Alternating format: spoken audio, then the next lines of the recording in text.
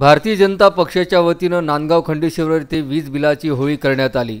आघाडी सरकारने कोरोना काळातील वीज बिले माफ केलीच पाहिजे यासाठी निषेध व्यक्त करण्यात आला। यावेळी आघाडी शासनाच्या विरोधात नारे देण्यात आले। शेतकऱ्यांना अतिवृष्टीमुळे झालेल्या नुकसानीची भरपाई मिळावी, त्वरित मिळाली पाहिजे, पीक विमा मंजूर झालाच पाहिजे असे देखील नारे देण्यात आले।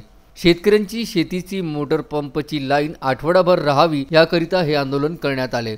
यावेळी भाजपाचे जिल्हा उपाध्यक्ष हरिश्चंद्र खंडाळकर, प्रशांत वैद्य, जिल्हा सरचिटणीस राजेश पाठक, महिला आघाडीच्या तालुका अध्यक्ष मोनाली बाबुळकर, शहर अध्यक्ष नवल खिची, भाजयुमोचे तालुका अध्यक्ष निकेत ठाकरे, दिलीप मोरे, अविनाश ब्राह्मणवाडे, गजानन काकडे, दीपक पुसतकर, नितीन रावेकर, योगेश खंडार, अक्षय मस्के, मनीष जयस्वाल, अविनाश राऊत, दीपक लोणकर इत्यादी कार्यकर्ते या आंदोलनात सहभागी होते। उमेश चौघडे, विदर्भ न्यूज, नांदगाव खंडेश्वर।